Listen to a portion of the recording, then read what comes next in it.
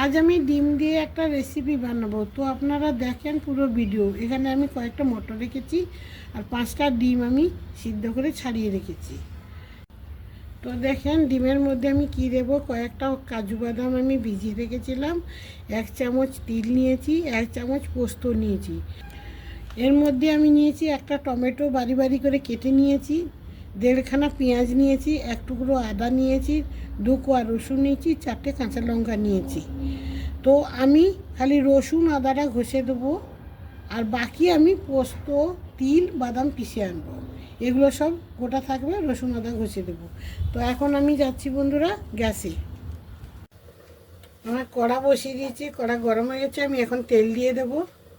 তো এখন আমি ডিমগুলো, তেলটা আমার গরম হয়ে গেছে, আমি একটু হালকা করে ডিমগুলোকে চিরা লাগিয়ে হালকা ভাজবো, বেশি ভাজবো না।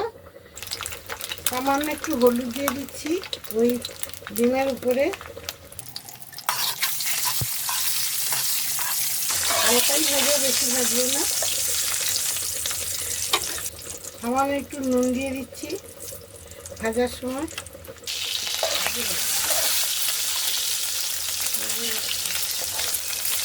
আমার এই ডিম হয়ে গেছে, আমি এখন তুলে নিচ্ছি। এই ডিম সাথে আমি একটু চিরা লাগিয়েছি, তারপরে ফাটছে ডিমগুলো। তো এখন আমি এখানে তেল আর একটু দেব।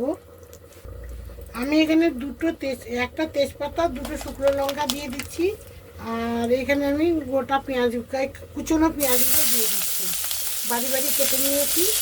তো দিচ্ছি এখানে। আমি এখানে টমেটো পেঁয়াজ এগুলো কিছু পেঁচা দেবো না, মানে পোস্তটা পিঠা হবে না, তার জন্য আমি এগুলো কেটে কেটে সব দেবো। তো দেখেন আপনারা পুরো ভিডিওটা। আমার এখানে পেঁয়াজ দেখেন ব্রাউন হয়ে এসছে, তো আর একটু ভাজা হবে, হয়ে গেলে আমি এখানে আমি রসুনটা 2 কোয়া কেটেছি, ওই রসুনটা দিয়ে দিলাম। রসুন এখানে কম দিলে চলবে, এখানে রসুনটা পোস্ত থাকে তো অল্প একটু দেওয়ার জন্য আমি দিয়েছি। আর যারা পছন্দ করে না, নাও দিতে পারে। এখানে আমি আদাটা দিয়ে দিলাম,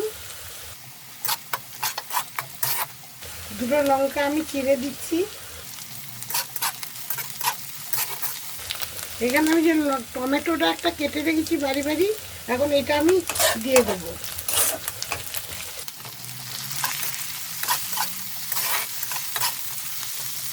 এখানে আমি নুন দিচ্ছি, টমেটোটা নরম হয়ে যাওয়ার জন্য 1 চামচ নুন দিয়ে দিলাম।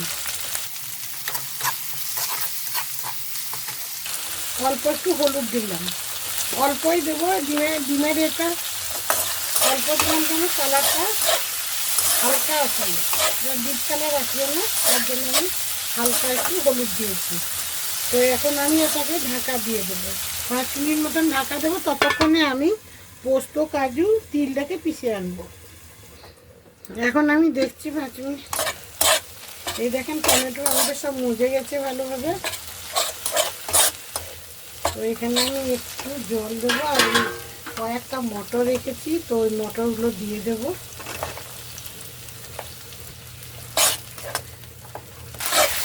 এই আমার তেল ছেড়ে দিয়েছে দেখেন। এখানে আমি 1/2 চামচ ধনে গুঁড়ো দিচ্ছি, কাশ্মীরি লঙ্কা 1/2 চামচ দিচ্ছি। তো এখন আমি এটাকে মিশিয়ে নিচ্ছি। আর যে কাজু পোস্ত তিল দিয়ে বাটা, ওর জলটা আমি দিয়ে দিচ্ছি সাথে।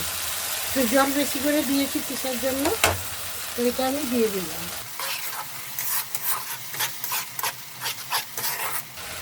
এখন আমি ডিমগুলো দিয়ে দেবো।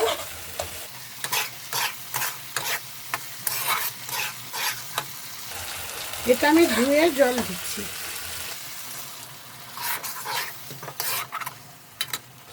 নুন আমি দিয়েছি 1 চামচ।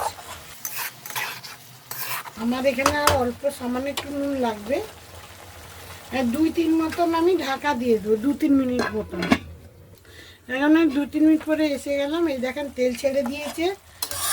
তো আমার এটা কমপ্লিট হয়ে গেছে। আমি এখন একটু একটু ভিনিগার দেব, সামান্য একটু ভিনিগার দেব।